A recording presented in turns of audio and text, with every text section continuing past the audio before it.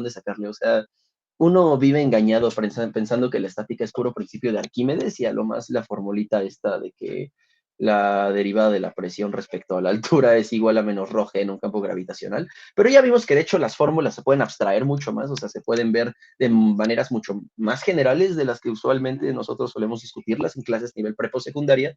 Y de hecho vamos a ver que hoy se viene lo poderoso. El día de hoy no vamos a hacer problemas pesados, voy a hacer puros problemas sencillos. Y más que nada me voy a dedicar a deducir ecuaciones. O sea, voy a resolver el ejemplito bonito el día de hoy, que es el que les vengo presumiendo el otro día del paraboloide. Voy a dar la ecuación para un fluido de Euler. Y de ahí vamos a deducir Bernoulli. Y posteriormente voy a hablar de conservación de la masa y voy a deducir continuidad. Y vamos a resolver un par de problemillas. Así que, pues sin más ni más, vamos a darle que es mole de olla. Un último ejemplo. Y el ejemplo es el de un fluido en rotación.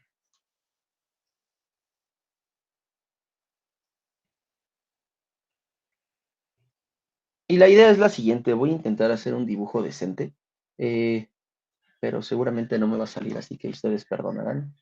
Eh, Supongan que yo tengo como siempre un cilindro con un fluido adentro. Aquí sí es crucial que sea un cilindro. En las otras ocasiones usualmente se vale en cualquier figurita, pero aquí sí es importante que sea un cilindro por una cuestión de hecho, o sea, sí, pero no. Si el coso o sea, si el recipiente es suficientemente redondito, pasa casi lo mismo, pero es importante que el borde sea circular. Entonces, por eso aquí la hipótesis del cilindro sí va a ser mucho más trascendental que en ocasiones anteriores. Dejen, hago más o menos un dibujito.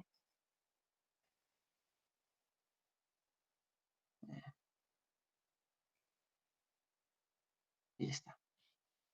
Hay dos, tres. Muy bien. Eh, Tengo un cilindrito y dentro de ese cilindrito yo voy a colocar alguna clase de fluido y la idea es rotar, ¿ok? El cilindro va a rotar alrededor de su propio eje. De hecho, permítanme, hago todavía más diagramas. Eh, Este es el eje que yo voy a llamar Z, realmente es el único que nos importa. Y va a haber una velocidad angular del fluido que le voy a llamar, por ejemplo, omega. Y omega es un vector que tiene magnitud constante, vamos a llamarle, por ejemplo, omega minúscula. Y que va en la dirección de las zetas, ¿ok? Entonces, espero que para todo el mundo quede claro qué significa que una velocidad angular sea un vector. Solo es ocupar la regla de la mano derecha, ¿ok? O sea, si yo les digo que una velocidad angular es este vector de aquí, lo que estoy diciendo es que ustedes van a apuntar su pulgar con ese vector y van a enrollar sus dedos, pulgar derecho, por supuesto. Por eso se llama regla de la mano derecha, si no les va a quedar al revés todo. Van a apuntar su pulgar con ese vector y van a enrollar sus deditos alrededor de ese vector y entonces los deditos les van a dar el sentido de rotación. Ya les había platicado yo alguna vez que a nosotros realmente nos interesa representar planos con vectores normales porque los vectores normales son la única cosa que puede caracterizar de forma única a un plano. Es decir, si yo conozco un punto en un plano y un vector normal al mismo, yo ya sé qué plano es. O sea, puedo determinarlo de forma única. Sin embargo, si yo conozco un punto en el plano y un vector dentro del mismo plano, o sea, que esté como empotrado en él, un puntito aquí y este vector, yo no puedo determinar de qué plano estoy hablando, porque de hecho hay infinitos planos que pasan por ese punto y que contienen ese vector, que son todos los planos que yo tendría si yo rotara este mismo plano alrededor de esta recta que atraviesa el vector, ¿ok? Se lo pueden imaginar. Pero todos esos planos, si los giran, todos contienen este punto y contienen este vector. Entonces, pues sí. Eh, lo mismo ocurre con las rotaciones. Si yo tengo una cosita girando en algún sentido, o sea, por ejemplo, voy a pensar en que yo estoy agarrando una piedrita con una cuerda y la piedrita está girando así. Entonces, yo no puedo decidir cómo está girando la piedrita, por ejemplo, si yo les diera el vector de velocidad tangencial. Porque si yo diera el vector de velocidad tangencial, realmente la piedra puede girar así o puede girar así, o realmente puede girar alrededor de cualquier plano que contenga este punto y este vector. Y este es un vector de velocidad tangencial válido. Entonces, por eso me sirve el argumento que acabo de dar. ¿Está bien? Si yo conozco la velocidad tangencial, no conozco la rotación, de ninguna forma. Sin embargo, si yo conozco el vector de velocidad angular dado en el eje, o sea, si yo sé que el vector de velocidad angular además está contenido en el eje de rotación, en este caso va a ser el eje Z, entonces yo ya sé con qué velocidad angular está girando y alrededor de dónde. O sea, el vector de velocidad angular es el eje de rotación. ¿Sí estamos? Eso es importante. Y pueden pensarlo así, o sea, si les cuesta trabajo pensarlo en abstracto, solo digan, el vector de velocidad angular me dice el eje de rotación, me da la magnitud de la velocidad angular con la que estoy girando, por supuesto, el omega hace eso, y además el sentido, o sea, ya espero que tengan bien clara esa distinción entre dirección y sentido. La dirección básicamente es la recta que contiene el vector. El sentido nos dice para qué lado apunta. O sea, por ejemplo, un viaje en avión de México a España y de España a México, o bueno, dos viajes, ambos viajes coinciden en su dirección, es decir, México, España, España, México es la misma dirección. Pongan ustedes del AIFA, para ser controversiales, ¿por qué no? Del AIFA al aeropuerto de Barcelona, de ida y vuelta, tenemos la misma dirección, pero ambos viajes van en sentidos distintos, ¿no? Un viaje va en sentido México-España y el otro va a España-México, ¿vale? Entonces, es importante que tengamos esa distinción entre dirección y sentido en cuenta. El vector omega me da el eje de rotación, la velocidad angular con la que estoy rotando y además el sentido de rotación. El eje de rotación es la línea que atraviesa el vectorcito, es decir, la dirección. La magnitud de la velocidad angular me la da la magnitud del vector. Y la dirección en la que estoy girando me la da el sentido en el que yo tengo apuntado el vector, dada la regla de la mano derecha. ¿Ok? Ya. Ese es todo el debraye que quería dar de esto. Es importante que lo tengan en cuenta. Y entonces decía yo, le voy a meter un fluido. Voy a suponer que está girando así. Entonces está girando, si lo veo desde arriba, está girando en contra de las manijillas del reloj. Es una rotación positiva. Aquí estoy suponiendo que omega es mayor que 0, porque entonces el vector omega estaría apuntando en la dirección positiva de las zetas, como tengo aquí. La idea es que si ustedes giran un fluido en un vasito, se han dado cuenta, o sea, se pueden dar cuenta si giran una botella, como que se hace un torbellino y se hace una curvatura en la superficie del fluido. Lo que voy a demostrar es que la superficie de revolución que dibuja esta cosa es un paraboloide, ¿ok? Un paraboloide es una parábola girada alrededor de un eje. Entonces, vamos a analizarlo. Yo ya conozco la ley de Pascal, entonces, bueno, el principio de Pascal. Entonces, por Pascal, yo tengo que la fuerza neta está dada por menos el gradiente de la presión más el campo externo, ¿ok? Y eso lo tengo que igualar a 0. Entonces me pregunto quién es el campo externo en este fluido. ¿Qué fuerzas están actuando sobre ese fluido? ¿Alguien me podría decir? Desde su marco de referencia del fluido. Hay dos. En el chat me dicen la fuerza centrípeta, casi es la centrífuga. En este caso, como yo estoy en el marco no inercial del fluido, va a ser centrífuga la fuerza. O sea, en el carro, por ejemplo, ustedes van en un carro y da una vuelta, desde el marco de referencia no inercial, es decir, cuando ustedes están metidos adentro, ustedes no sienten fuerza centrípeta, sienten fuerza centrífuga. Lo que es centrípeta es lo que se ve desde afuera, ¿ok? Si quieren, al final podemos platicar un poquito de eso para aclarar esos detalles, porque yo sé que mucha gente se confunde cuando hay centrípeta y centrífuga. Siempre hay ambas, solamente depende del punto de vista. Pero bueno, entonces la fuerza centrífuga, por supuesto. Me falta otra. No lo dije, pero el fluido está en la Tierra, así que debe haber una cosa más, que es la más obvia. ¿Qué otra fuerza externa hay? Que mantiene al fluido pegadito al piso del vasito. Su peso, por supuesto, ¿no? Bueno, en este caso, el campo que está actuando es tal cual el campo gravitacional. Entonces, vamos a escribirlo completo. Tenemos que es menos el gradiente de la presión, menos la aceleración de la gravedad, que es rho g por z gorrito. Y además, la fuerza centrífuga. Voy a ocupar coordenadas cilíndricas. Si alguien no sabe ocupar coordenadas cilíndricas, este es el momento perfecto para interrumpirme y que yo dé un repaso flash de coordenadas cilíndricas. Pero entonces, yo sé que la fuerza centrífuga como magnitud, o sea, ustedes lo han visto, ¿no? La aceleración centrípeta es la velocidad al cuadrado entre el radio, o bien, como a mí me gusta escribirlo un poco más, omega cuadrado por r, donde r es la distancia al centro de rotación, al eje de rotación, perdón. Entonces, en este sentido, yo voy a tener que la fuerza es nada más multiplicarle una masa a la aceleración, y entonces esto nos va a dar la fuerza centrípeta, y si le cambio el signo va a ser centrífuga. Ahorita aclaramos qué anda con el signo. El asunto es que yo quiero fuerza por unidad de volumen. Si se acuerdan, esta F era la fuerza externa por unidad de volumen. Así que yo tengo que dividir esto entre el volumen, por lo que la fuerza va a ser m entre volumen, que es la densidad, por omega cuadrado por el radio. ¿Ok? Esta es la expresión de la aceleración centrífuga, bueno, de la fuerza centrífuga, perdón, en nuestro marco de referencia. Entonces va a ser rho omega cuadrada,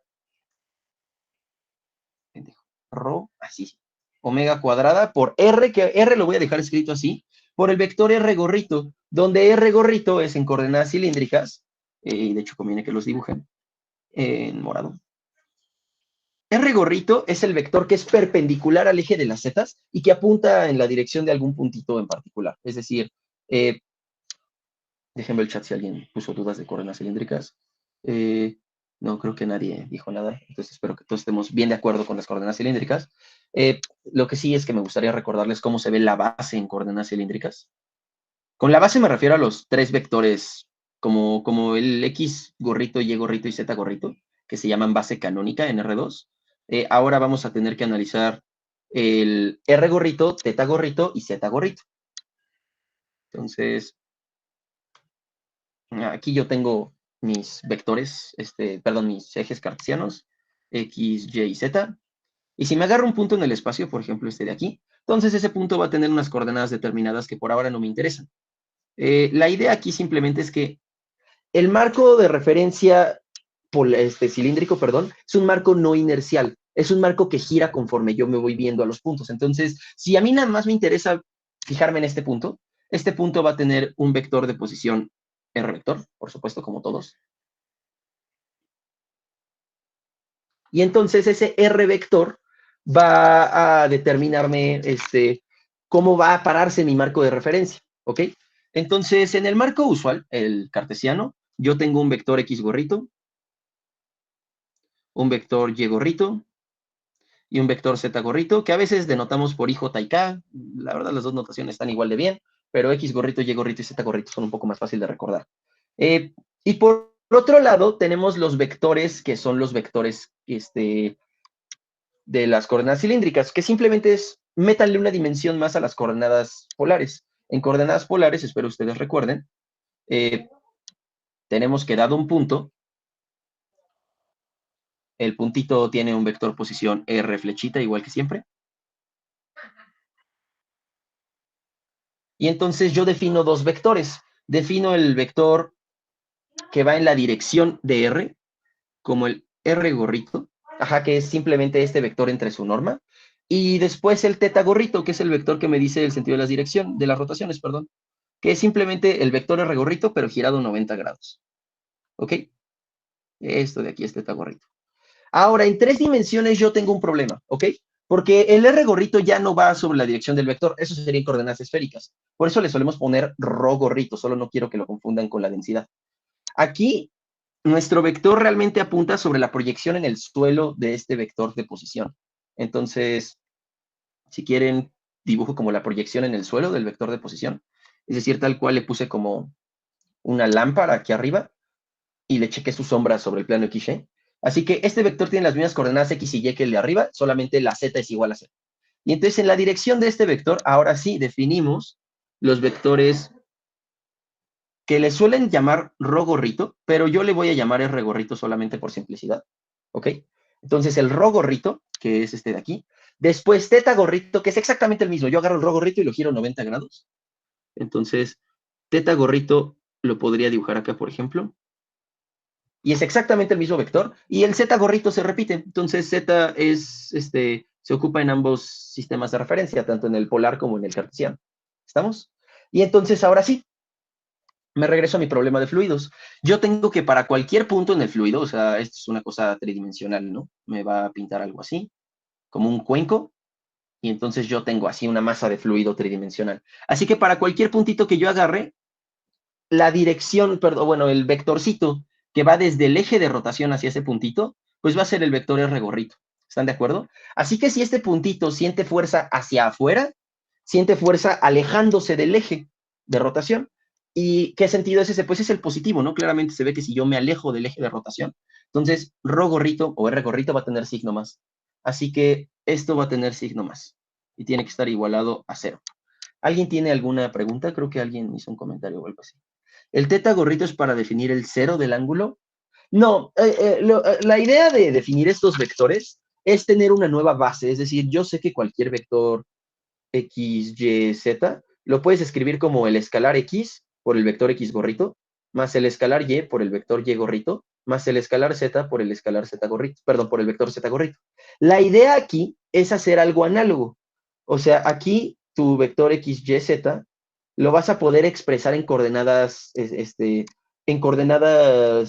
me fue el pedo, perdón, cilíndricas, de la siguiente manera. O sea, yo quiero expresar esto como una combinación de R gorrito, teta gorrito y z gorrito. Claramente el escalar que acompaña a la z es el mismo, ¿no? O sea, la altura sigue siendo la misma. Y las componentes en R gorrito y en teta gorrito son un poco más complicadas de sacar, ¿ok? No son muy difíciles, solamente que sí dependen de hacer unas cuentitas un poco más marranas. No lo voy a hacer por el momento. Es algo sencillo, o sea, se lo pueden quedar como ejercicio y deducirlo ustedes al rato. Pero la idea es que, de hecho, el vector tiene coordenadas 0 en teta gorrito y en R gorrito tiene coordenadas x cuadrada más y cuadrada. Raíz de esto. ¿Ok? Lo pueden probar, se los dejo de tarea para que ustedes lo intenten. Estas son sus coordenadas en cilíndricas, ¿ok? Entonces, bueno, por ahora no me clavo más con eso, pero sí queda claro de dónde sale esta expresión y que esta expresión está en coordenadas cilíndricas. Las coordenadas cilíndricas son simplemente las polares, o sea, el R gorrito y el teta gorrito, y le agrego un tercer vector que es el Z gorrito, ¿ok? Y con esos tres vectores yo puedo expresar a cualquier punto en el espacio y entonces puedo tener expresiones para, por ejemplo, les dejo deducir cómo se ve el momento angular en esto. Simplemente es calcular R punto. O sea, R lo tienen dado, ¿no? O sea, R lo ven como R coseno de teta, R seno de teta y Z. Esas son sus coordenadas en polares, o sea, en R, teta y Z. R punto, pues los dejo a ustedes que lo calculen. Y entonces el momento angular simplemente es R cruz P, donde P simplemente es masa por velocidad. Y la velocidad es R punto. R. Y entonces con calcular estos dos de aquí ya pueden calcular el momento angular. Y les queda una forma bastante bonita. Entonces se los dejo de tarea para que lo chequen. ¿Está bien? Intenten familiarizarse con estas bases, son súper importantes. No las van a dejar de usar. O sea, ahorita las están empezando a ver. Yo creo que en mecánica ya han estado usando polares bastante. No las van a dejar de usar de aquí a que se mueran. O sea, hoy tuve un examen de una materia que se llama Matemáticas Avanzadas de la Física, y hoy mismo tuve que analizar hace rato, hace unas cuantas horas, el sistema de este cilíndrico. Entonces, se los juro, de aquí a que se muera no lo van a dejar de ocupar. Entonces, bueno, vuelvo yo a los fluidos. Les preguntaba, ¿si les queda claro de dónde sale esta expresión? O sea, ¿por qué esta tiene signo menos? Porque es la gravedad hacia abajo. ¿Y por qué esta tiene signo más? Porque va hacia afuera con el R gorrito. ¿A todo el mundo le queda claro eso? Por favor, todos confirmen en el chat, porque yo sé que no son temas fáciles para todo el mundo. Daniel dice que es hermoso, me alegra que te haya parecido lindo. A los demás ahí dice Christopher que sí. Y ahí Rodrigo también. Un par de respuestas más, va. Está bien. Entonces, ya saben, cualquier duda de estas cosas me avisan, porque yo sé que son temas nuevos. Y ahora sí, viene el paso mortal. El gradiente es una cosa que nosotros lo vimos en cartesianas como que, o sea, aquí sí. Esto tal vez sería una buena nota dejarla escrita. Nota. El gradiente es una cosa que en cartesianas ya sabemos escribir. O sea, el gradiente lo voy a escribir con los vectores de la base. No me gusta hacerlo así, pero pues cada quien su gato, ¿no? Eh, que es x gorrito por la derivada en la dirección de las x, más y gorrito por la derivada en la dirección de las y, más z gorrito por la derivada en la dirección de las z. Resulta que yo puedo hacer un cambio de coordenadas escribiendo R gorrito, teta gorrito y z gorrito. En términos de estas bases, o sea, de esta base más bien en términos de x, y, z, no es muy difícil, se los juro, o sea, insisto, ahorita me acuerdo porque lo acabo de calcular hace rato. R gorrito, si no mal recuerdo, era coseno de teta por x gorrito menos seno de teta por y gorrito, algo así, y así los demás. No, es más seno de teta por y gorrito, perdón. Teta gorrito es igual a seno de teta con signo menos por x gorrito, más coseno de teta por y gorrito, y z gorrito pues es igual a z gorrito, ¿no? O sea, es el mismo vector. Entonces yo puedo escribir estos en términos de estas, y viceversa, puedo despejar. O sea, puedo escribir X gorrito, y este es el que yo tenía en mente ahorita que escribí. X gorrito es coseno de teta por R gorrito menos seno de teta por teta gorrito. El Y gorrito es igual a seno de teta por R gorrito, si no mal recuerdo, más coseno de teta por teta gorrito, sí, así sí. Y el Z gorrito se queda igual, ¿no? Y entonces yo puedo reemplazar en estas de aquí y también decir, es ocupar la regla de la cadena. Yo sé que ustedes no saben cálculo en derivadas parciales, pero espero que me crean que d en dx simplemente va a ser lo mismo que derivar d en dr y después dr en dx. ¿Sí? Y eso con las demás, o sea, se tiene que hacer 3 veces. Más d en d teta por d teta respecto a x, más d en dz por dz respecto a x. Este es un hecho de cálculo. O sea, pueden pensarlo como que las derivadas se van cancelando una por una, y al final me queda como la parcial respecto a x 3 veces. Entonces, si hacen esas cuentitas, les invito a que lo busquen en Google, en YouTube o algo así para que vean. No quiero pasarme mucho tiempo haciendo eso. Les va a resultar que el gradiente en polares yo lo puedo escribir como es derivada respecto a R por R gorrito, déjense lo pongo al lado izquierdo, más 1 entre R por la derivada respecto a teta por teta gorrito, más Z gorrito por la derivada respecto a Z. Esa se queda igual claramente, ¿no? De hecho, estos dos es lo que obtendrían si analizaran solamente el gradiente en 2 dimensiones e hicieran la transformada a polares. Y la de cilíndricas pues solamente la atañe en la tercera coordenada. ¿Está bien? Así que lo que yo quiero que notemos es que si calculamos este trip de aquí arriba con gradientes, vamos a obtener que este y este realmente son las derivadas de alguien. Entonces, observamos que el gradiente se comporta bonito respecto a la R y la Z, ¿no? O sea, en teta hay un desmadre porque en teta le tengo que meter este factor de escala extraño. Podemos ignorar en teta, porque estas no dependen de teta, solo dependen de Z y de R. Y entonces observen que el gradiente en R, pues simplemente es la derivada respecto a R, y el gradiente en Z solamente es la derivada respecto a Z. ¿Están de acuerdo? Así que estos de aquí, de hecho, yo los puedo ver como si fueran derivadas de una función ordinaria, esta respecto a Z y esta respecto a R. Entonces yo lo que quiero observar es que rho g z gorrito es el gradiente de la función rho g z, y que rho omega cuadrada r por r gorrito simplemente es el gradiente de la función rho omega cuadrada r cuadrada por un medio. Entonces déjenme escribir. Un medio de rho omega cuadrada r cuadrado.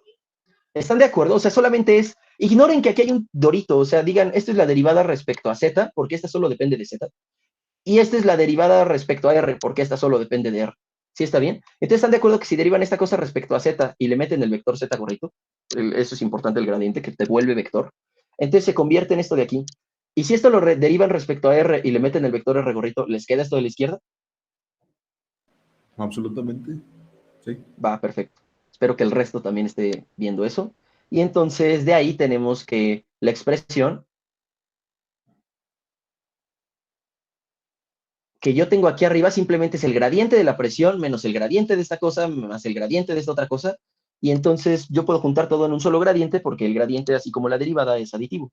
Y entonces yo tengo el gradiente de la presión más el de rho g z menos el de un medio de rho omega cuadrada r cuadrada, donde ya me quité un signo menos de encima porque del otro lado hay un cero. Entonces puedo multiplicar por menos de forma alocada. Si estamos,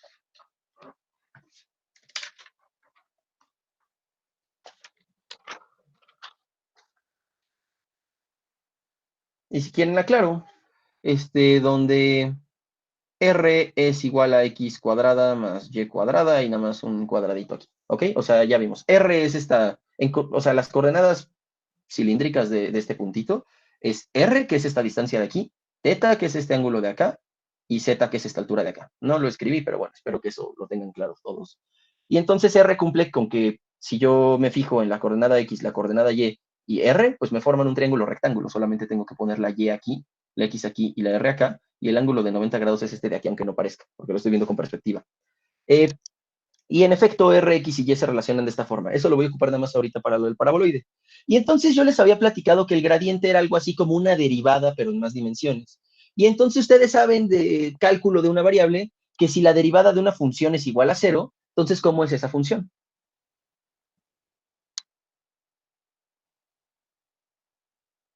¿Constante? Es constante, muy bien, Ángel. Entonces, yo tengo lo mismo aquí, o sea, lo pueden ver. Si yo tengo una función que se come, por ejemplo, dos numeritos y me escupe uno, entonces el gradiente de esta función es simplemente la derivada de la función en X, coma la derivada de la función en Y. Y entonces, en efecto, yo tengo que si esto es igual a cero, quiere decir que a cada una de las derivadas en una variable es igual a cero. O sea, que la parcial respecto a X es igual a cero y que la parcial respecto a Y es igual a cero. Y si integro cada una por su lado, me queda que la función es constante en X y la función es constante en Y no le queda más que ser constante en todos lados. Entonces, aquí lo mismo, solamente que no tiene sentido hacer la integral. Así que, como el gradiente es cero, la función es constante.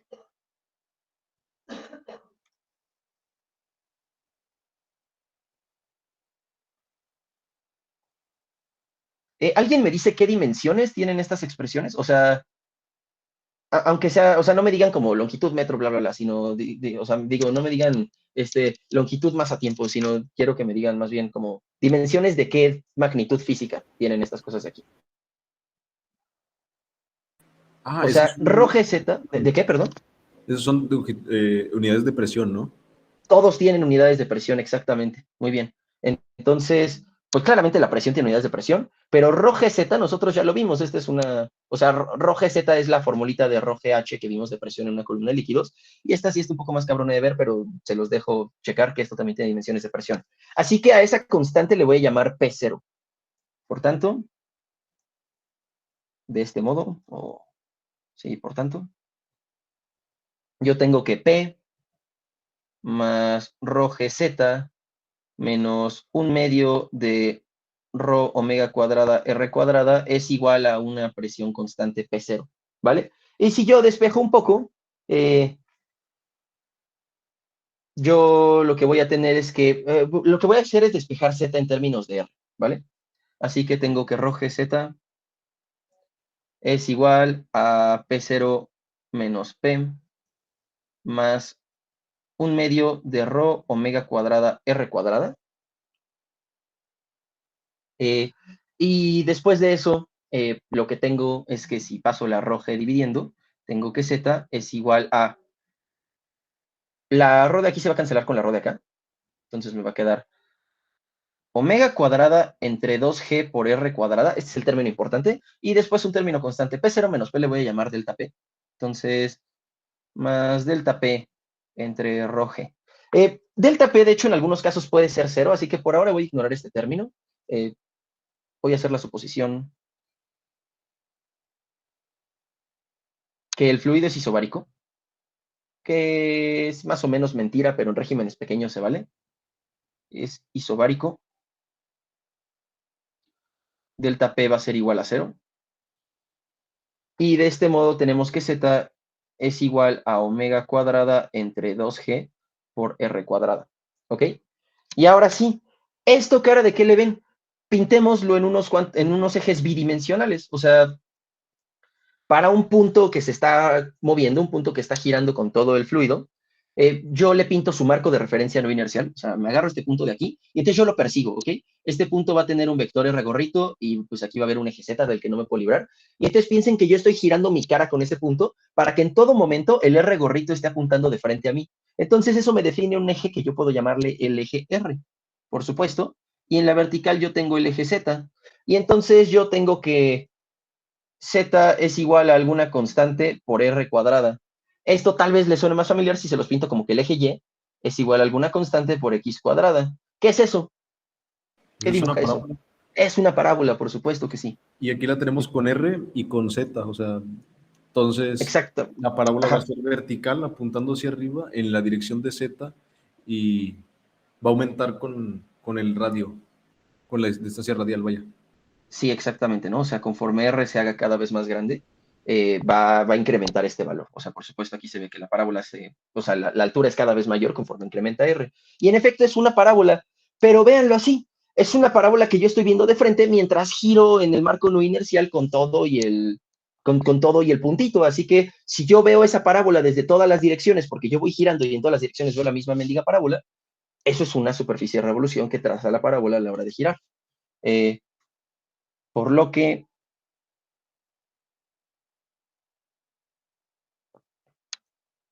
la superficie es un paraboloide. Y hay libros que le agregan paraboloide de revolución. La verdad a mí me parece como redundante eso, pero lo voy a escribir por si acaso. La verdad es que el único paraboloide que yo conozco es el de revolución, no desconozco si hay otros, y yo me dedico a geometría diferencial, entonces ciertamente esperaría que debo conocer los otros paraboloides, pero bueno. Eh, la superficie es un paraboloide. ¿Sí está clara la explicación y sí está claro por qué esto se ve como una parábola rotada alrededor del eje de las zetas?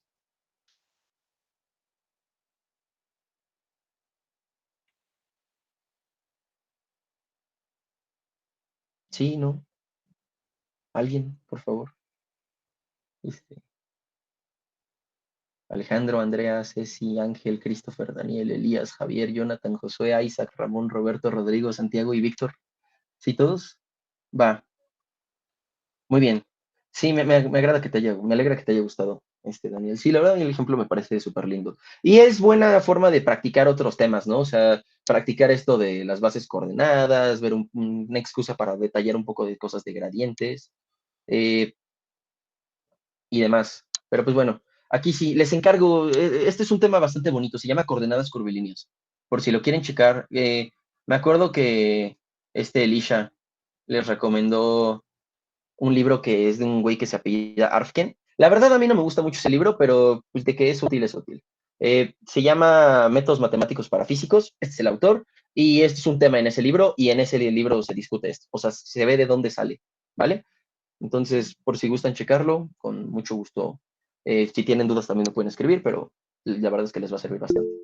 Entonces, si no hay ninguna pregunta, con eso termino nuestro primer bloque de temas de fluidos, que es la estática de fluidos. Y ahora vamos con dinámica de fluidos al fin, después de 1000 clases. Creo que nada más tuvimos como 4 de estática, pero se sintieron como muchísimos. Entonces, dinámica de fluidos. Eh, La idea es pensar ahora que ya no tenemos nuestra hipótesis de estática perfecta, que es que básicamente el principio de Pascal, ¿no? O sea, que las fuerzas se equilibraban y sumaban cero, sino que ahora le voy a agregar un término, ¿ok? Si suponemos que el fluido no está estático, fluido no está estático, la segunda ley de Newton, Newton con mayúscula, deja de ser el principio de Pascal. Y el principio de Pascal, la verdad es que es más fácil escribir la ecuación que escribir el principio de Pascal. Y se va a convertir en algo más interesante. Se torna en... Ahora, a mí me gustaría decirles que estas son fuerzas y entonces igualar menos nabla P más la fuerza con masa por aceleración. Pero yo no puedo hacer eso porque realmente estas cosas de aquí no son fuerzas. ¿Qué dimensiones tienen? ¿Se acuerdan? O sea, eran, pero fuerza por unidad de volumen, si no estoy mal. Exactamente, ¿no? Entonces yo no lo puedo igualar con masa por aceleración, lo tengo que igualar por masa por aceleración entre volumen, pero masa entre volumen, por millonésima vez, es densidad. Así que la ecuación va a ser la densidad por la aceleración, que la aceleración la voy a ver como la derivada de la velocidad. Resulta que, por alguna extraña razón, es muy natural ver al fluido igual, o sea, nosotros decimos fluido, pero los matemáticos le llamarían campo de velocidades. Con que yo conozca en todos los puntos cuál es la velocidad en ese punto, ya conozco al fluido, bueno, y más condiciones de frontera, ¿no? O sea, ver que está metido en un vaso o algo así. Pero si yo conozco las velocidades en todos los puntos, básicamente con eso conozco al fluido. Entonces, masa por aceleración, que realmente es densidad por aceleración, es igual a menos nabla P más las fuerzas externas por unidad de volumen. Y esta es una que nos interesa, ¿vale? Esta la voy a pintar de color. Esta no se la tienen que súper aprender porque no se las van a preguntar. De esta van a salir las ecuaciones chidas que vamos a ver ahorita. Y a esta se le suele llamar ecuación de Euler. Que la verdad no le falta mucho para hacer Navier-Stokes. Sí le falta un poco. O sea, le falta un término de fuerzas de transmisión de momento que simplemente es se llama la matriz jacobiana de un tensor de hecho es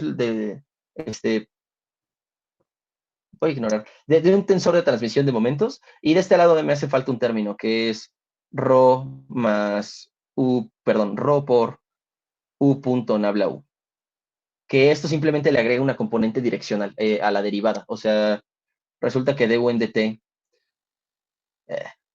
du en dt más la u punto nabla u, esto es la derivada realmente, o sea, la derivada que ustedes conocen, la total, o sea, la derivada de una variable, es justamente la que yo obtendría si pintara a u como una función que depende de su posición R, que depende del tiempo, y además del tiempo en sí mismo. O sea, u en teoría la podemos ver como una función de la posición y del tiempo, ¿no? Ay, espera. U igual a u de R y de t. Pero realmente la posición de una partícula depende del tiempo en sí misma, ¿no? O sea, la partícula sigue una trayectoria y esa trayectoria nos da un puntito dependiendo cada t. Así que u depende de R y de t. Y si yo derivo esta cosa, me queda lo que yo les había escrito. O sea, tengo que derivar respecto a la primera y derivarla respecto a la segunda. ¿Sí estamos? Entonces la derivada respecto a la primera resulta ser una derivada direccional. ¿Y en qué dirección? Pues en la dirección de la u. Porque yo cómo cuantifico qué tanto está cambiando la velocidad espacialmente es, bueno, apunto hacia donde sea que yo esté corriendo y en ese sentido en el que estoy corriendo me fijo qué tanto está cambiando la función, ¿ok? Y es nada más cháchara ahorita, puro wiri wiri. No nos interesan esas cosas, pero por si les da curiosidad de dónde sale Navier-Stokes, solo es agregarle un término a la izquierda y un término a la derecha a esta ecuación. No todo Navier-Stokes, ¿no? Solamente una de las dos. Entonces, me gustaría poder simplificar esta ecuación. Esta ecuación es complicadísima, ¿no? O sea, es una ecuación diferencial parcial, ¿sí? O sea, yo tengo aquí la u, que depende de su derivada temporal, solamente la temporal, y del otro lado tengo la presión, que depende de tres derivadas espaciales, ¿no? O sea, la presión la tengo en términos de un gradiente, que son la parcial respecto a x, respecto a y, respecto a z, ¿estamos? Así que yo realmente, esta ecuación tiene tres ecuaciones metidas, una por cada coordenada, y cada una de esas ecuaciones está en dos variables, o sea, la primera coordenada está en t y en x, la segunda está en t y en y la tercera está en t y en z. Entonces se vuelve una ecuación complicadísima de resolver, por supuesto que sí. Así que nos gustaría simplificarla de alguna manera. De aquí va a salir la ecuación de Bernoulli, ¿ok? Lo que voy a hacer es aplicarle el teorema de trabajo y energía a esta cosa. Como tradicionalmente se deduce Bernoulli, digo, por si alguien nunca ha visto cómo se deduce, voy a escribirlo aquí abajo y lo voy a borrar. Voy a hacer un dibujo bien feo.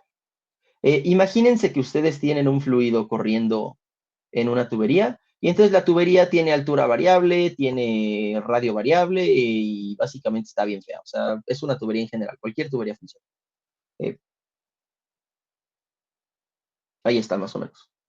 Nada más que esto debería como ir punteado para pensar que eso va atrás. Entonces, ahora sí. ¿Cómo funciona el fluido en esta tubería? Pues le tengo que aplicar el teorema de trabajo y energía para poder analizarlo de alguna manera, porque ver las fuerzas sobre él se vuelve complicadísimo. Es hacer la ecuación de aquí arriba.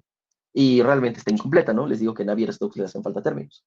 Eh, ¿Qué quiero pensar aquí en el fluido? Quiero pensar que yo parto de una condición inicial en el fluido, que está aquí, y en este punto, el fluido va a tener una presión que le voy a llamar P1, una velocidad que le voy a llamar V1 y una altura que le voy a llamar Y1, ¿ok? Entonces, realmente no estoy pensando como en toda la hoja, sino simplemente en el puntito del centro, que está en este planito circular. Y aquí al final tengo una segunda condición. Estas son condiciones de frontera. Tengo que aquí la presión es una presión P2, la velocidad es una velocidad V2 y la altura es una altura Y2. ¿Ok?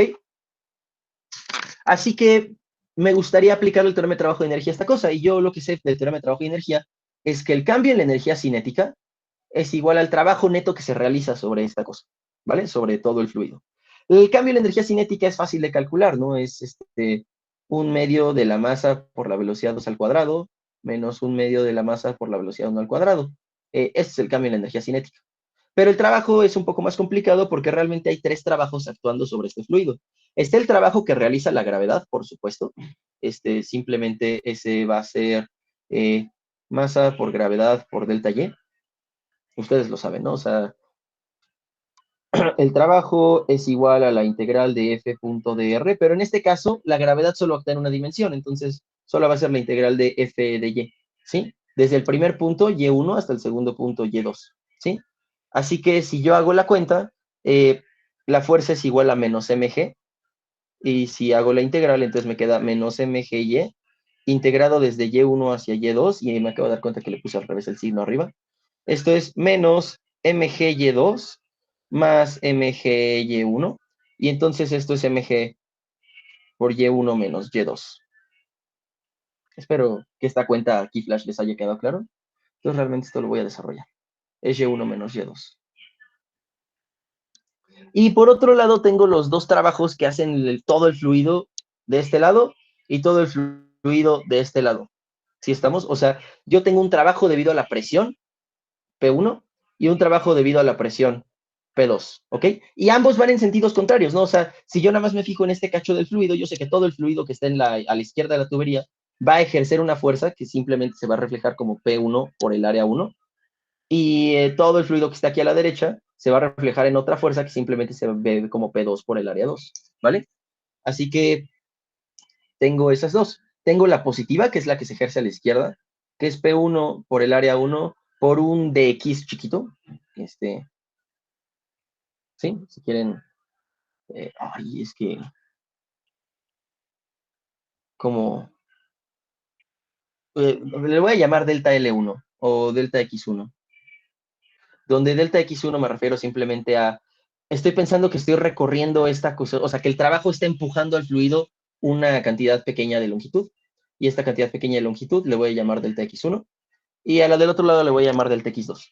Entonces va a ser menos P2 por A2 por delta X2. ¿Estamos bien todos hasta aquí?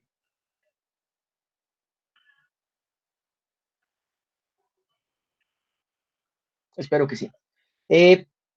Voy a jugar un poquito con estas expresiones. Entonces, quiero que noten que área 2 por delta X2 tiene que ser igual a área 1 por delta X1. ¿Por qué? Porque yo estoy suponiendo de forma muy implícita que se va a conservar la masa. Es decir, que si a mí me empujan un determinado volumen de este lado, entonces ese volumen tiene que ser igualito al volumen que salga del lado derecho, ¿no? Es lo mismo que veíamos con Arquímedes, o sea, si yo desplazo un volumen en un fluido, ese volumen lo tengo que ganar de otro lado. Y no me queda más que si yo aquí le meto un volumen V, que va a ser área 1 por delta X1, este volumen también tiene que salir acá. O sea, aquí tiene que salir la misma V, que es el área 2 por delta X2. Y entonces área 1 delta X1 es igual a área 2 por delta X2. Y eso solamente le voy a llamar V. Espero que les quede claro eso. Así que tengo mg por y1 menos y2, más la presión 1 por el volumen, menos la presión 2 por el volumen, ¿vale? Y ahora sí, igualando estas dos cosas, yo tengo que 1/2 de la masa por la velocidad 2 al cuadrado menos 1/2 de la masa por la velocidad 1 al cuadrado es igual a mg, y voy a distribuir y1 menos mg y2 más P1 por el volumen, menos P2 por el volumen. Voy a dividir todo entre el volumen, ¿vale? Para simplificar. Entonces, masa entre volumen yo sé que es densidad, así que me queda 1/2 de rho V2 cuadrado, menos 1/2 de rho V1 al cuadrado, más rho GY1, menos rho GY2, más P1, menos P2.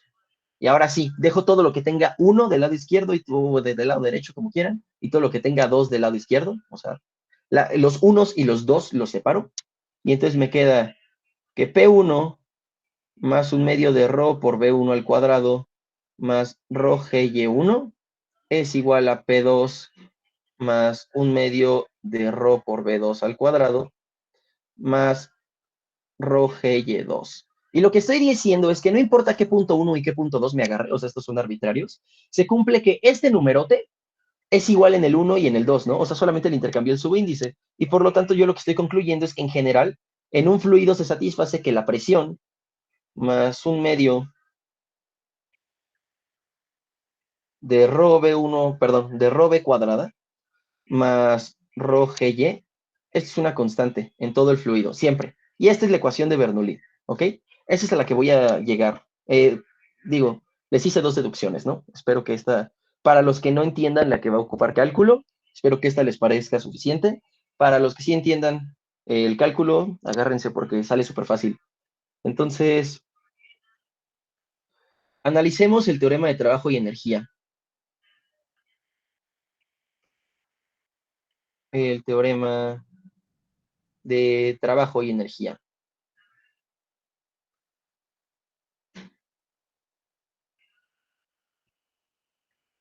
Entonces yo de inicio ya sé que delta K por unidad de volumen, me gustaría como inventarme un símbolo para hablar de por unidad de volumen, pero solamente lo voy a dividir entre V, es igual a 1/2 de ρ por V2 al cuadrado menos V1 al cuadrado, para cualesquiera dos puntos 1 y 2. Entonces sean 1 y 2 puntos en el fluido.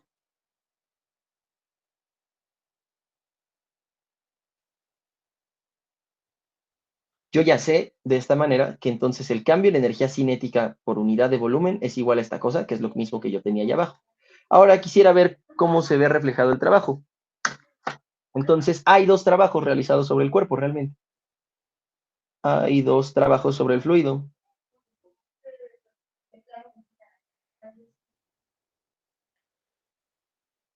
El primer trabajo es el de la gravedad, el gravitacional, y el otro es el de la presión. Entonces voy a calcular ambos trabajos por su lado. Yo ya sé que el trabajo debido a la presión es igual a la integral de la fuerza por la presión que ya hemos... esto es todo por unidad de volumen. Entonces, lo voy a poner entre volumen. No me gusta esa notación, pero piensa en lo que todo es por unidad de volumen. Entonces, el trabajo que yo realizo simplemente me fijo en la fuerza debido a la presión, que es menos nabla P por unidad de volumen, producto punto dr, y esto a lo largo de una trayectoria en particular, ¿ok? Pero lo que quiero que notemos, a la trayectoria le voy a llamar gamma, por ejemplo. Lo que quiero que noten es que esto de aquí es la derivada de p por el diferencial, ¿no? O sea, es como si yo en una variable tuviera la derivada de x respecto a x por dx. Esto es lo que solemos llamarle como el diferencial de la función f. Esto es lo mismo. O sea, el diferencial de una función p es igual a la parcial de p respecto a x por dx, más la parcial de p respecto a y por dy, más la parcial de p respecto a z por dz, y esto, si se dan cuenta, simplemente es el gradiente de p, producto punto, el vector dr, donde dr es igual al vector de x, de y y de z. ¿Ok? Así que esto de aquí tal cual es el diferencial de P. Y entonces me da igual la trayectoria, es como si fuera un campo conservativo. De hecho, es un campo conservativo en el sentido que es el gradiente de alguien. Ustedes saben que un campo conservativo, F, simplemente yo lo veo como menos el gradiente de una función de potencial. Es exactamente lo mismo, es menos el gradiente de una función de potencial que estoy llamando presión. Y entonces esto es la integral desde la presión inicial, P1, si quieren, a la presión final P2, de dp con signo menos. ¿Está bien? Y esto pues simplemente es P2 menos P1 con signo menos, o bien P1 menos P2. ¿Sí están de acuerdo? Aquí, de hecho, me gustaría quitarme los unos y los dos. Voy a pensar en vez de un 1 y un 2, voy a pensar una variable, o sea, una V y una inicial, V0. Y abajo en las presiones voy a pensar simplemente de una presión P0 a una presión P variable. ¿Sí? O sea, puedo hacerlo con 1 y con 2, si quieren, pero realmente me gustaría ahorrarme ese paso. Simplemente decir que esta es una P variable y este es P0. Y esto entonces nos va a dar P0 menos P. ¿Vale? Cualquier pregunta ya saben que es bienvenida, por si esto no se entendió bien. Y ahora, por otro lado, tengo el trabajo gravitacional. Entonces, el trabajo gravitacional, yo no lo quiero ver como, de hecho, gravitacional, lo puedo ver más general. Lo voy a llamar el del campo externo.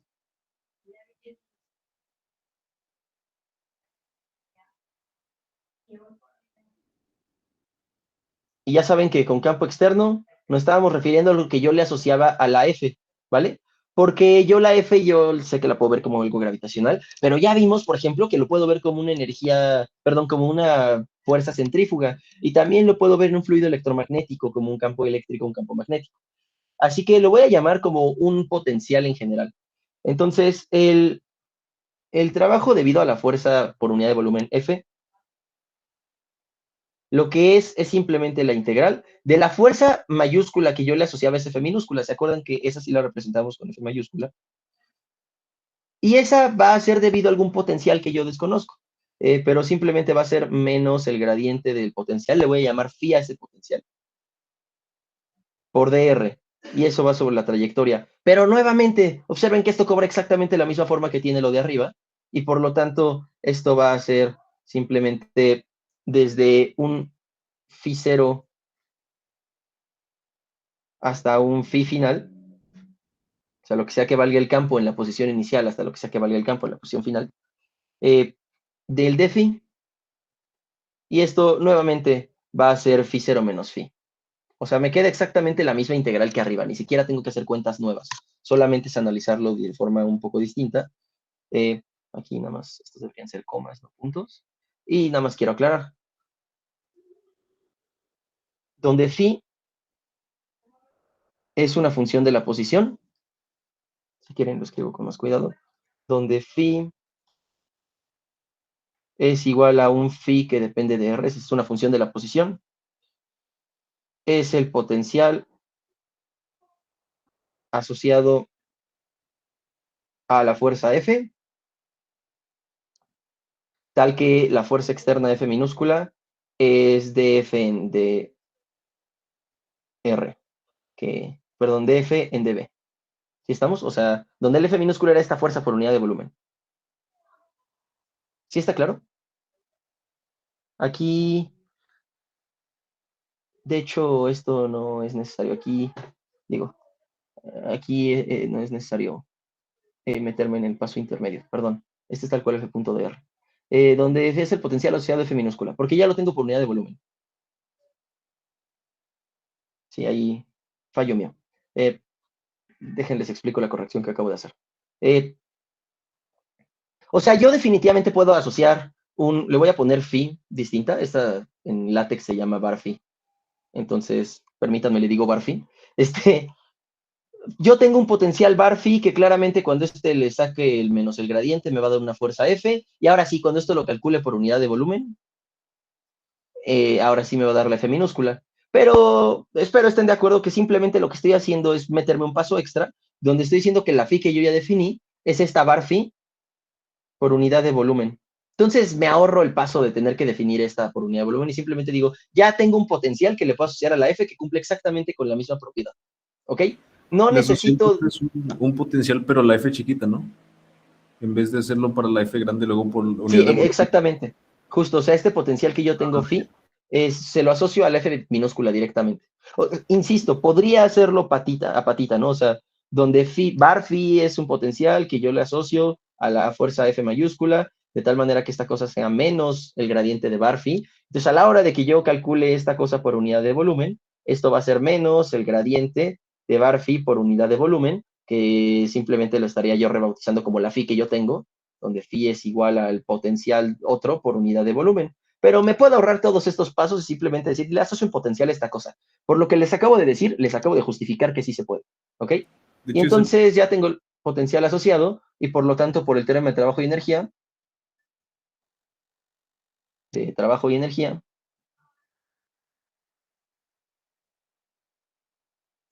yo voy a tener que el cambio en la energía cinética es igual al trabajo realizado. Lo mismo ocurre si lo divido todo entre el volumen, y entonces me queda que un medio de ρ por la velocidad final cuadrado menos la velocidad inicial cuadrado es igual a P0 menos P más phi 0 menos phi. Eh, y puedo, aquí no me gusta que esta anotación está distinta. Eh,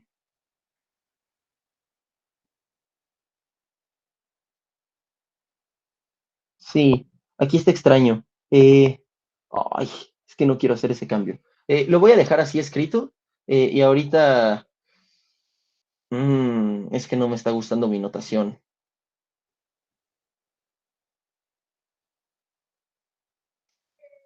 Mm, es que me gustaría que hubiera una ρ multiplicando estas phis. Eh, Déjenme corrijo eso. Se lo voy a meter a mano, perdón. Y ahorita les explico de dónde sale. Es que si no, no me va a quedar tan bonito como nos quedaría en otros casos. Eh, o sea, phi lo quiero ver como el campo externo. O sea, quiero pensarlo como que en el caso de la gravedad, este, la phi yo la puedo ver como el GY, ¿sí? O como la G, o sea, quiero verlo como el campo gravitacional de alguna manera. No, ¿saben qué? No, para no confundirlo, sí lo voy a dejar así como está. Eh, y simplemente ahorita hacemos la aclaración de cómo se saca esto. Entonces, si hacemos las cuentitas con estas cosas, espero estén de acuerdo que nos queda que la presión más un medio de rho v cuadrada.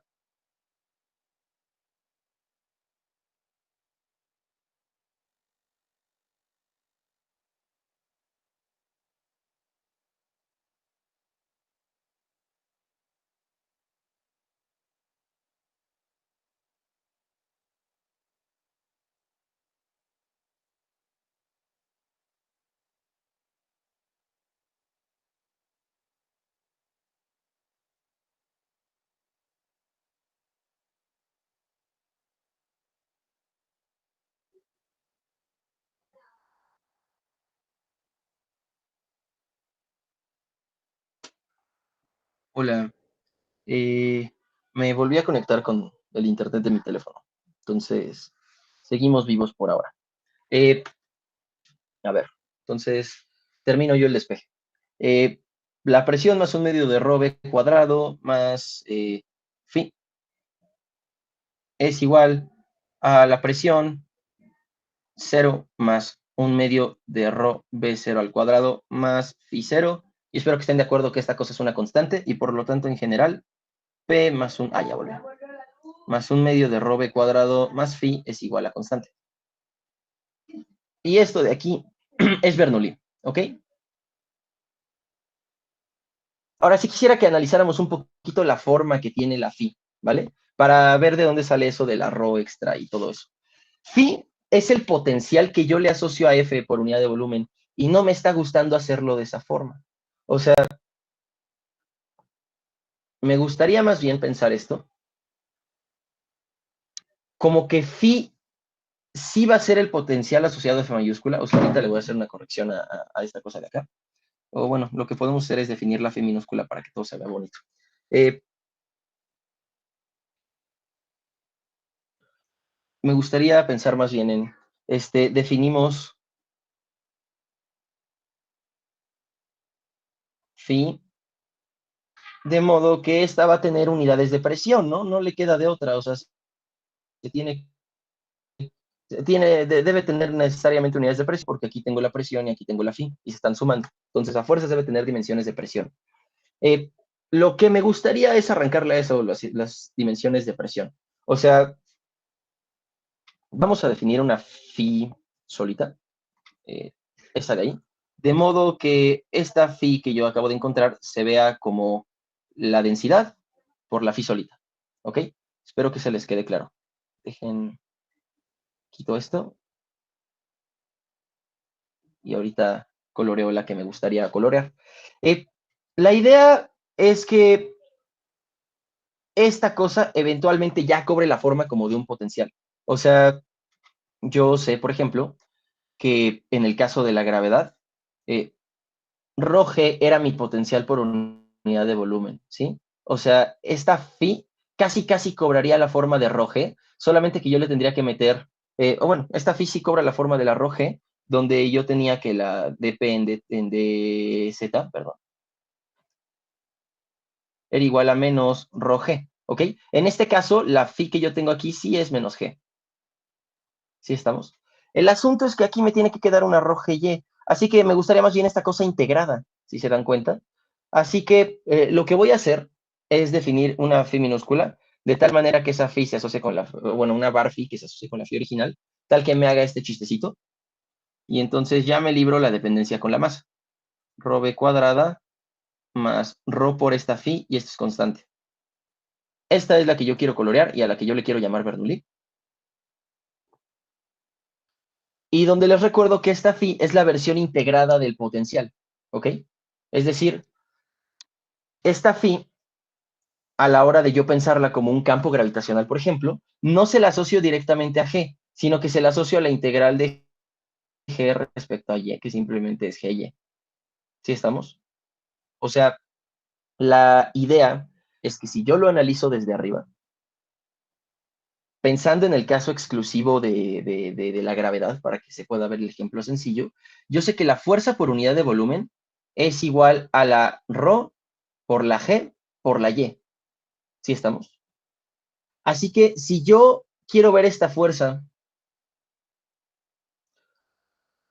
como igual al gradiente de una función, entonces esto lo quiero ver como menos el gradiente de phi en este sentido, y esta debe tener un signo menos, pues yo a la phi la tengo que escribir necesariamente como ρ por g. ¿Sí estamos? No, perdón, aquí tengo un problema. Eh, Perdón, la fuerza la escribí mal. Es simplemente roje, qué estúpido. Sí, sí, sí, perdón.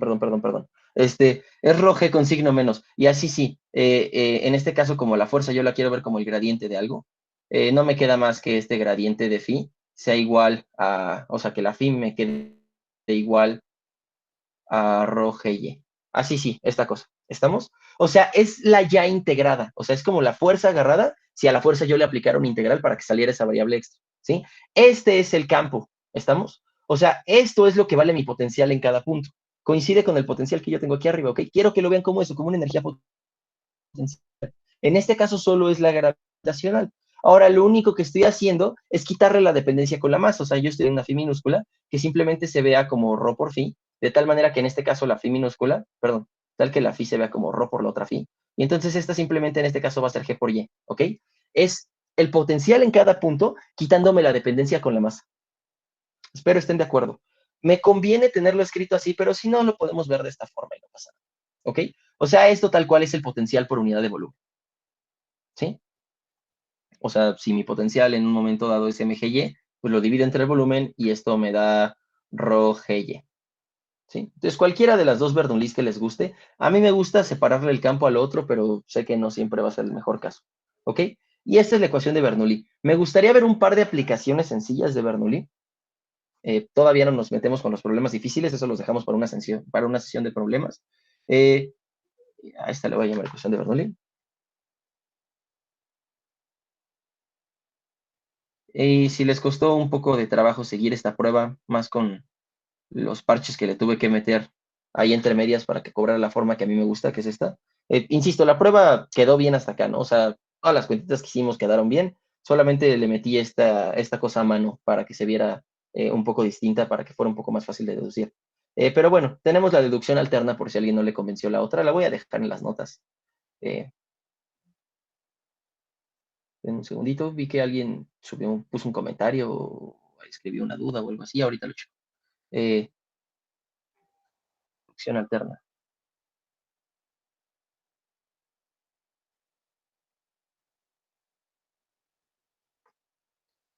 Eh, Trabajo, sí, pues nos costó mucho trabajo, ¿no? Ahora sí. Eh, Vivimos el teorema de trabajo y energía por cuenta propia. Entonces, quisiera simplemente ver que en el caso de siempre, donde tenemos que estamos en el caso gravitacional, o sea, ya lo acabo de deducir, ¿no? Pero F se ve como menos rho G, por lo que phi se ve como menos rho GY, y por lo tanto la bar phi que yo acabo de definir se ve como GY, y entonces sí agarra la forma que a mí me gustaría, ¿no? Perdón, este es con síntomas, ¿vale? Sí se ve como rho GY este cuate. No hay necesidad de hacerle nada más. Y lo tengo en un caso un poco más general, donde no necesito necesariamente, valga la redundancia, estar analizando casos gravitacionales, sino que puedo metérselo a casos más interesantes, como por ejemplo el de aquí arriba. Ahora puedo estudiar el fluido girando como un caso dinámico, ajá, y en ese caso dinámico, lo que estaríamos notando es que el potencial, o sea, fíjense, yo tengo exactamente esta misma expresión, solamente que ahora va a estar igualada a ρ por du en dt, ¿sí? Pero si yo le aplicara el teorema de trabajo de energía a esta expresión de aquí, tendría algo muy semejante, solamente que este término se me anularía, es decir, el cambio de la energía cinética es nulo. Cada punto se queda siempre con la misma velocidad cuando va dando la vuelta. No hay cambio en la energía cinética, por supuesto que no hay cambio en la energía cinética. Así que este término se hace cero y en consecuencia este término de aquí se va a hacer cero y la fuerza centrífuga y la gravedad se las metería yo en este término de acá, ¿sí? Y entonces puedo deducir lo mismo del paraboloide a partir de Bernoulli, notando con mucho cuidado qué término es cuál, ¿ok? O sea, las velocidades son las mismas en ambos puntos. Lo que sale con cosas de velocidad, lo que viene de la omega, que viene adentro del phi, que es como un campo externo, que es el campo de fuerzas centrífugas. ¿Estamos? Entonces, bueno, nada más el comentario por si les dan ganas de deducirlo. No es muy difícil. Entonces, bueno, ya tengo eso. Quisiera ver un par de ejemplitos sencillos de Bernoulli. Realmente solo voy a ver dos. Tristemente no tengo mis juguetes aquí. Eh, tengo un video, pero pues la verdad enseñarles un video no está tan padre. Pero es un juego que se hace con un embudo y una pelota. De hecho, si me dan un segundo, voy a preguntar si seguimos teniendo embudos en mi casa y tal vez les puedo mostrar el juego aquí. Denme un segundo.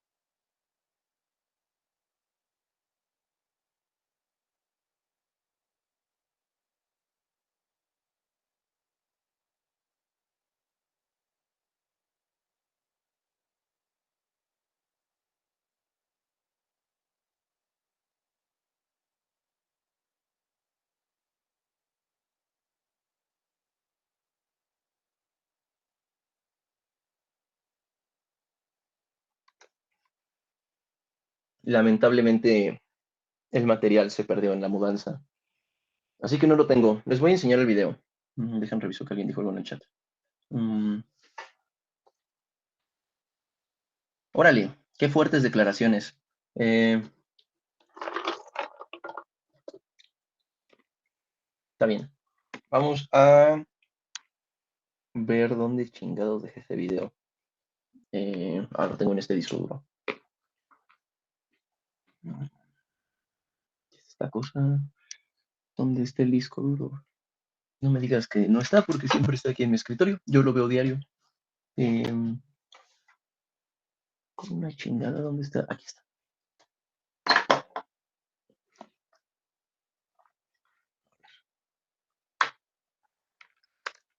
Perdonen, es que es un disco duro donde guardo las grabaciones de unas clases que di en la pandemia porque di un curso de física general y quedó bastante lindo y no quería perderlo. Pero tengo que desconectar la tableta porque ocupan como toda la batería de la computadora, cada uno individual. A ver, está cargando. Me van a tener que disculpar un segundito en lo que aparece esto, ¿eh? Con toda la pena. Igual dejen ver si lo tengo en Classroom todavía.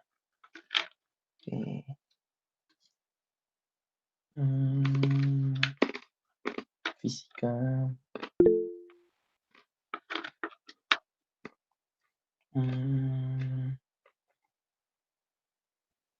No, sí, estos archivos ya se borraron. No, los tengo que sacar desde el disco. Disco, Andreo.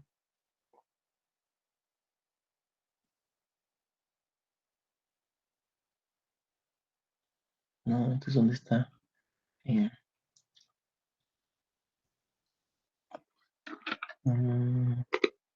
No digan eso. Sí, esperen un segundito. Es que la verdad sí me interesa que vean el videito, al menos para que entiendan lo que estoy a punto de resolver. Pero... aquí están. Uy, son un chingo de zips. Híjole. Ay, pues a ver, abrirlos todos. A ver qué sale.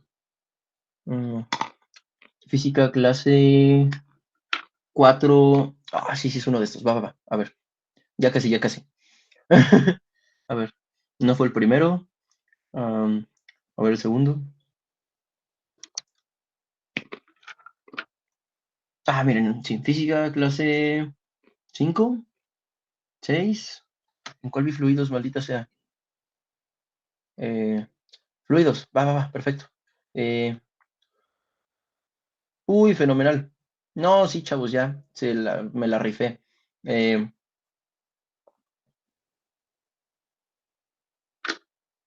Fenomenal.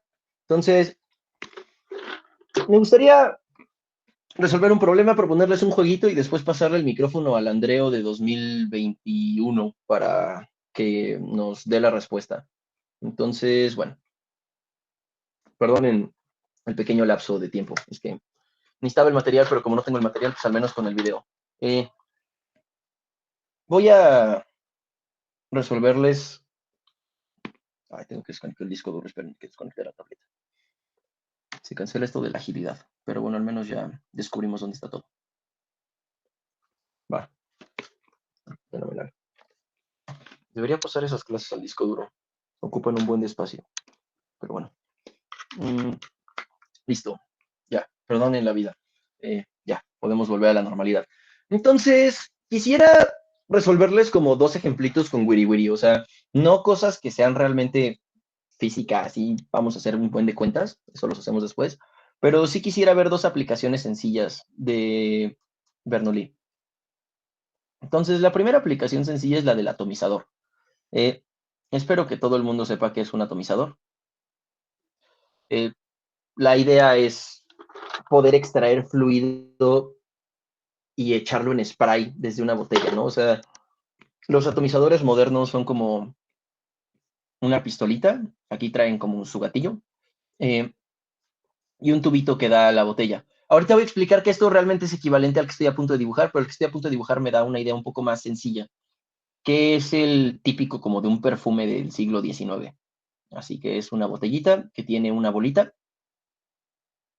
y entonces esa bolita da un tubito, y el tubito se mete al contenedor. Entonces dentro del contenedor yo tengo el perfume o tengo agua o lo que sea que quiera echar yo. ¿Qué ocurre?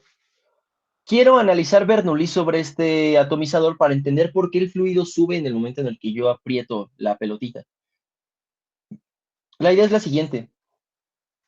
Aquí el fluido va a tener una altura y determinada, va a tener una velocidad igual a 0 porque está quieto y va a estar sujeta a la presión atmosférica, ¿no? Suponiendo que la presión atmosférica puede entrar bien por el tubito y aquí pues no está perfectamente sellado, está sujeto a presión atmosférica. ¿Qué ocurre con el aire que está aquí arriba? Ajá. El aire que está aquí arriba va a estar aproximadamente a la misma altura. Realmente tiene una altura ligeramente mayor, pero de hecho, la altura ligeramente mayor me va a apoyar en mi argumento, pero por el momento pensemos que está aproximadamente a la misma altura. Entonces, si yo escribiera Bernoulli para esta cosa, me quedaría analizando el punto 1 y el punto 2. Es el punto 1, es el punto 2, que la presión en el punto 1 es la presión atmosférica, que le voy a llamar P0 como siempre. La velocidad en el punto 1 es igual a 0 y la altura en el punto 1 le voy a llamar Y0. Por otro lado, en el punto 2 la presión 2 es realmente la misma. o sea, la variación es muy ligera, o sea, va a seguir siendo la presión atmosférica. La velocidad va a ser una velocidad que yo le done, que va a ser v. Y la altura yo la voy a aproximar como más o menos la misma. Y entonces, ¿qué me dice Bernoulli? Me dice que la presión 1 más un medio de la masa por la velocidad al cuadrado, más, perdón, la densidad por la velocidad 1 al cuadrado, más rho y1, es igual a lo mismo, pero con subíndices 2 en todos lados. Entonces, como aquí voy a tener la presión 2, pero la presión 1 y la presión 2 son iguales, se van a cancelar. Como aquí voy a tener rho y2, pero rho y2 y rho y1 son iguales porque las alturas son aproximadamente iguales, se va a cancelar. Y entonces, yo lo que voy a tener es que en el momento en el que yo le sople a esta cosa, si quieren verlo así, la presión tiene que disminuir aquí abajo para que se dé la igualdad, ¿no? O sea, de hecho, voy a, perdón, la presión tiene que disminuir aquí arriba. Sí voy a distinguir las dos presiones, perdón. Lo único que no tengo que distinguir son las alturas. Una disculpa. Estaba pensando en el caso estático, pero no, cuando lo empuje sí van a cambiar las presiones. Entonces, básicamente voy a tener que la presión 1 más B1 más rho G B1, que eso es 0, va a ser igual a la presión 2 más un medio de la masa por la velocidad 2 al cuadrado, que simplemente le llamé la velocidad. Por lo tanto, si yo despejo, yo voy a tener que un medio de la masa por la velocidad 2 al cuadrado es igual a P1 menos P2, ¿vale? No me interesa mucho más que decir que esta cosa a fuerzas es no negativa, ¿no? Esto es mayor o igual que 0. De hecho, puedo decir que es positiva, es mayor que 0, porque la velocidad es distinta de 0. Y entonces P1 menos P2 es mayor que 0, y entonces P1 es mayor que P2, ¿ok? Lo que estoy diciendo aquí es que como este aire de aquí arriba va a acelerar, su presión tiene que disminuir, ¿ok? Va a ser más chiquita que la presión que originalmente yo había medido. Entonces P1 va a ser mayor que P2.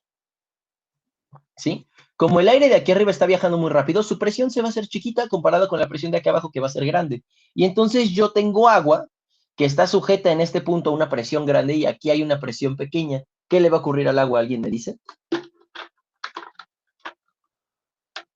Ahora sí que va a subir. Va a subir. Sí, ¿no? O sea, tengo una presión muy grande que me está empujando y me está empujando hacia la presión pequeña. Ya vimos, o sea, la fuerza es menos el gradiente de la presión. El gradiente va así que el menos el gradiente va para arriba. ¿Estamos? Y por lo tanto, así es como funciona un atomizador. O sea, el hecho de que incremente la velocidad del fluido en general disminuye sus presiones, ¿ok? Salvo que haya juegos extraños con las alturas, eso tómenselo como ley. Si aumenta la velocidad, disminuye la presión. Siempre, siempre, siempre. Y viceversa. Si la presión en un punto es más alta, entonces de ahí van a salir velocidades más chiquitas. Pero bueno, por ahora piénsenlo como, aquí hay más velocidad, tiene que haber menos presión. Van inversamente uno respecto a la otra. Y por lo tanto, aquí de hecho, esto les voy a quitar el igual, solamente les voy a poner P1 y P2. Y por lo tanto, el agua va a ascender y entonces va a salir rociada por este lado. ¿Sí está bien? ¿Alguna pregunta con el atomizador?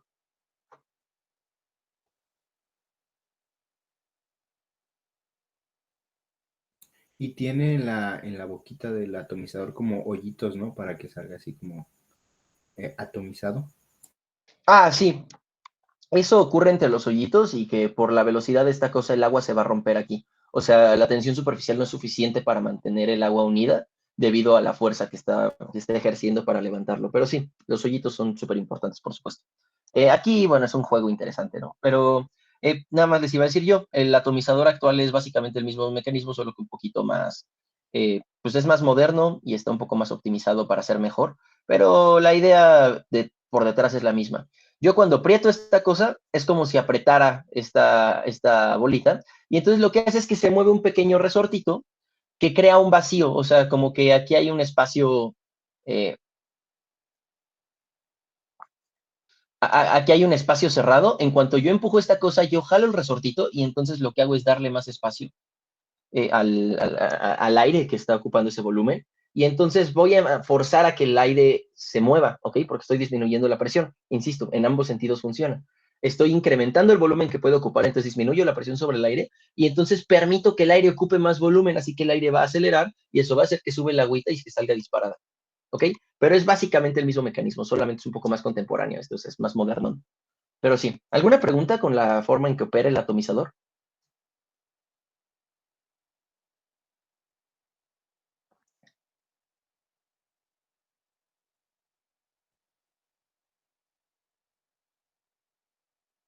Creo que no. Va. Entonces ahora sí va un pequeño juego para ustedes. Supongan que yo tengo un embudo.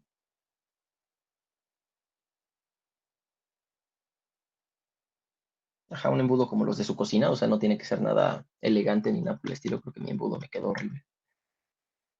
Es que necesito que la elipse me quede perfectamente horizontal. Definitivamente no lo estoy logrando. Está bien, ni modo.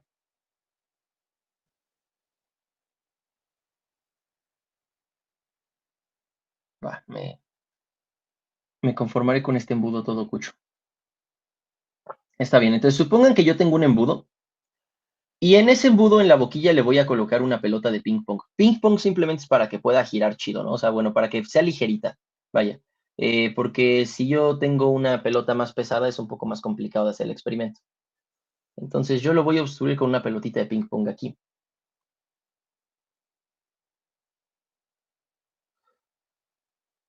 Mi pregunta para ustedes es que esto se podría hacer como un juego en el salón, o sea, yo le daría el experimento a alguien en sus manos y le diría, quiero que vuele esa pelota. ¿Cómo le harían para que volara esa pelota? La quiero que Soplando salga abajo del volando. embudo. ¿Cómo? Soplando abajo del embudo. Uno esperaría eso, ¿no? De hecho, no. La única forma de hacerla volar es soplar desde arriba. Pero además, soplar desde abajo no solamente va a hacer que la pelota no se despegue, sino que lo va a jalar todavía más. Y quiero explicarles eso. Es súper interesante. Y ahorita les muestro el videito donde, bueno, de hecho, no sé para qué lo explico dos veces. Permitamos que el Andreo de 2018 nos lo digo, del 2021 nos lo explique. Quedamos que era la clase 6. Voy a dejar de compartirles esta pantalla. Les voy a compartir la otra. La ventana, esto, y no aparece ninguna palomita de si debo optimizar para clip de video o algo así. Pero ahora que lo veo, voy a ver si el video lo puedo abrir aquí en Google. Sí, perfecto. Va, perfecto. Entonces, ahí está. Fenomenal. Nada más que es como casi al final. Va, creo que ahí se ve bien. Que ocupamos para poder meter líquidos arriba y que salgan abajito en un área un poquito más pequeña. Ahí estoy explicando que es un embudo, ignoran eso. Los embudos son útiles para poder, no sé, por ejemplo, echar leche en una botella que tiene una tapita chiquita, o bueno, que tiene una apertura chiquita, ¿no? O agua o cualquier líquido. Entonces, lo que yo me pregunto aquí es, ¿qué pasa si le pongo una pelota de ping pong al embudo y quiero que vuele? ¿Vale? Si yo le coloco una pelota de ping pong aquí a mi embudo y quiero que vuele la pelota, ¿me convendrá soplarle? Es decir, si yo le soplo aquí abajo, ¿la pelota sale volando? Pues bien, Bernoulli dice que no, y es bien curiosito. Si yo le soplo, entonces, efectivamente, en el primer instante la pelota se va a separar un poquito, ¿ok? Va a crear una pequeña apertura. Entonces, cuando crea esa pequeña apertura, el aire que va aquí se escapa por acá, el aire que va aquí se escapa por acá. Y como yo le estoy soplando este aire, esta rapidez es muy grande, ¿vale? Es muy grande comparada, por ejemplo, con la rapidez del aire que está aquí arribita de la pelota.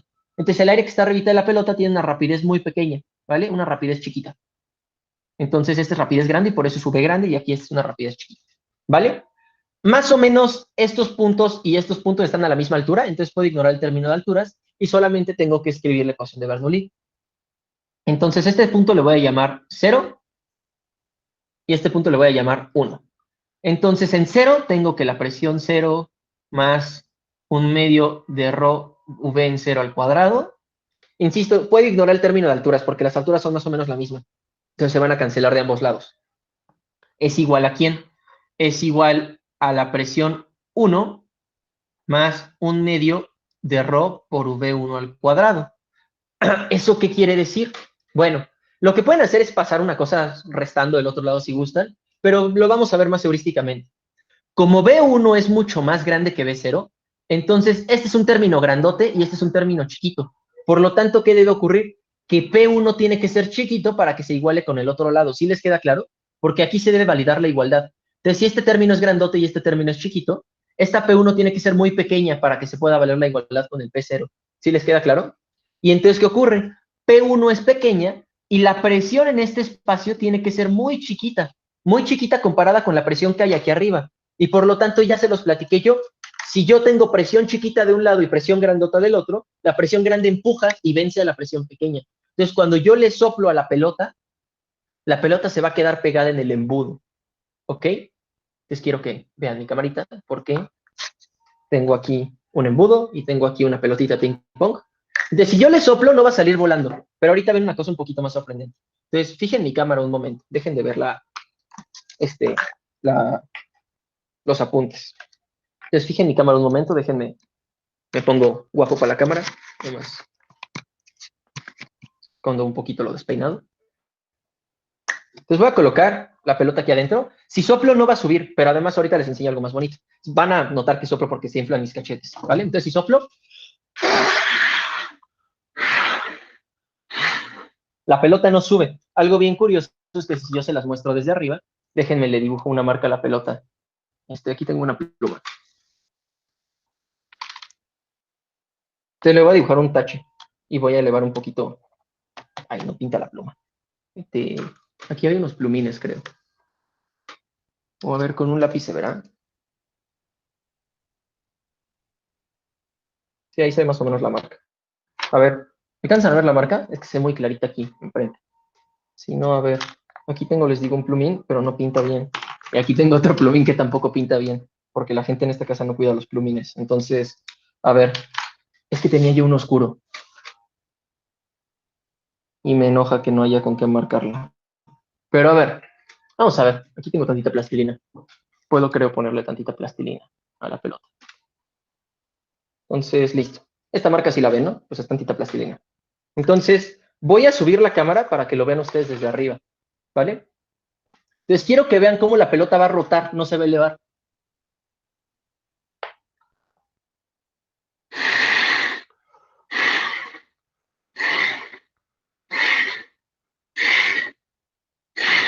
¿Ok? Está rotando libremente la pelota. ¿Por qué está rotando libremente la pelota? Porque no hay fricción con nada, entonces como si estuviera flotando. Entonces ahí por sus propias fuerzas se eleva. Y algo un poquito más sorprendente es que si yo la coloco sobre la mesa, así, le soplo, se va a pegar al embudo y entonces la voy a poder levantar si yo levanto mi cara, ¿ok? Voy a poder hacerlo durante poco tiempo porque sale mucho aire por acá, entonces no tengo tanta capacidad pulmonar. Voy a intentar hacerlo bien. ¿Vieron eso? Le estoy soplando. Déjenme bajo un poquito para que vean cómo se inflan mis cachetes y me crean que sí le soplo. ¿Lo observan? Entonces se crea menos presión en el tubito del embudo que aquí afuera. Entonces, como hay menos presión en el tubito, la pelota se queda pegada. Y ya. Eso es lo que les quería mostrar. Intenten explicarse cómo funciona un atomizador. Un atomizador funciona muy similar. Tengo un tubito, ajá, un atomizador, acuérdense que es de lo que ustedes ocupan para, por ejemplo, echar agua.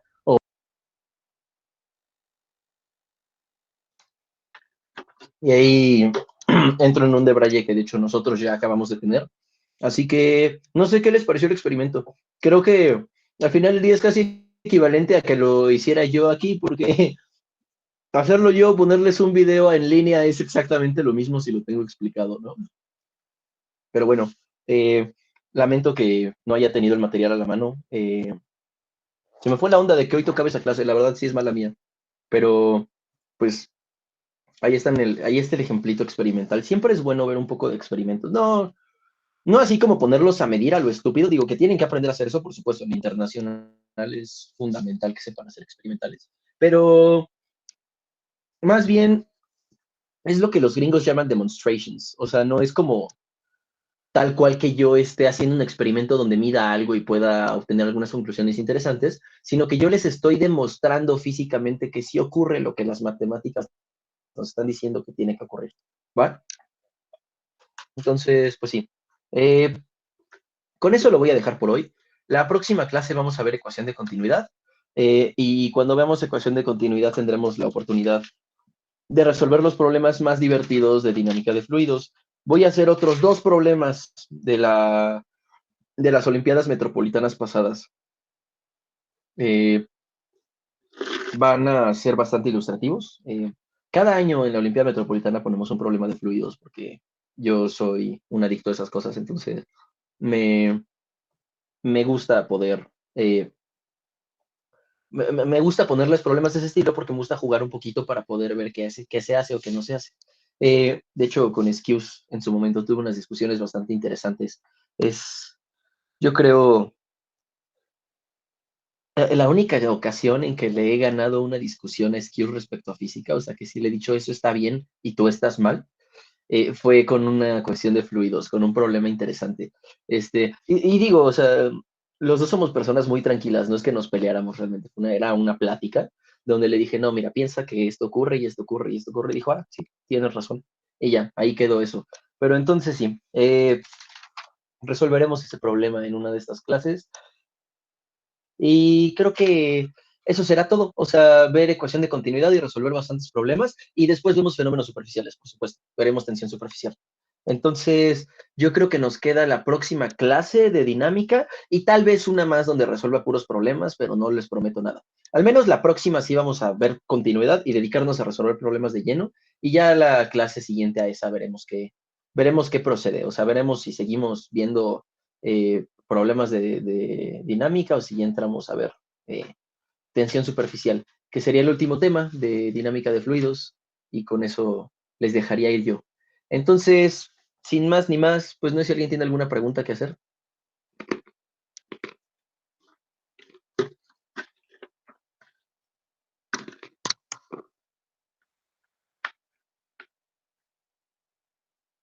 Creo que no. Entonces, si ahí le pudieras parar la grabación, Javier, yo te lo agradecería.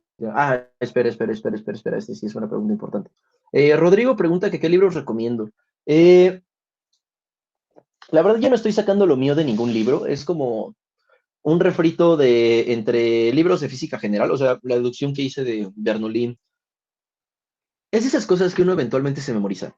O sea, la tengo memorizada, pero, o sea, de hecho ya no, o sea, no checo mis notas durante la clase, las hago para que estén lindas, ¿no? O sea, aquí están las notas hechas, aquí se ve cómo deduzco Bernoulli y el atomizador y ese tipo de cosas, pero la verdad ni las checo, no sé por qué las hago. Más bien es como para darme la confianza de que sí me lo aprendo. Entonces, no va a haber un libro en particular donde encuentren exactamente lo que estamos viendo en el orden en el que se está presentando, con la dificultad con que la estoy presentando. Porque hay 2 niveles para fluidos. Está el nivel de Kinder, que es el que van a encontrar en cualquier libro de física general, o sea, Sergey, Sersemansky, Jankowski, Resnick, Tipler, Tippens, el que sea, la verdad no pasan de deducciones muy X, sin nada de cálculo, por supuesto. Porque en el primer instante en el que uno intenta hacer algo ligeramente más complicado que eso, es un brinco por otro lado del mundo y entonces tienen que leerse un libro universitario atascadísimo en las cuentas. Y la otra vez uno de sus compañeros, creo que fue,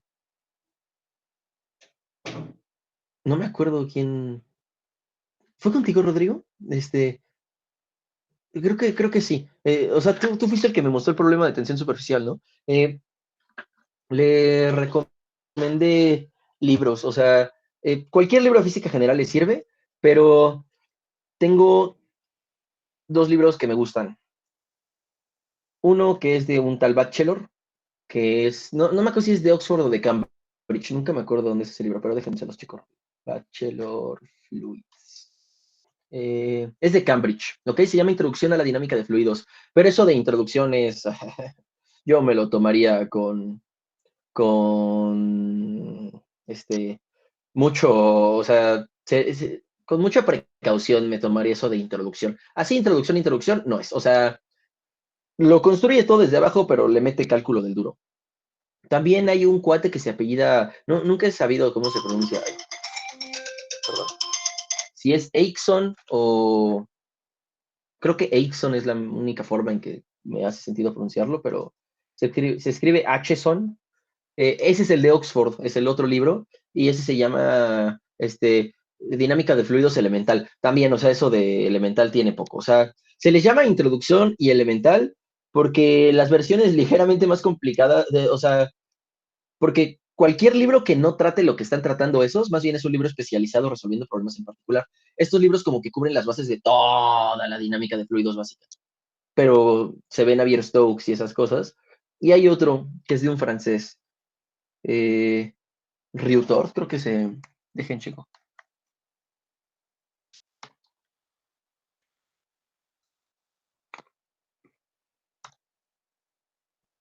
A ver. Si es de Michel Ryutort. Está... El apellido se los pongo ahí. Un segundo.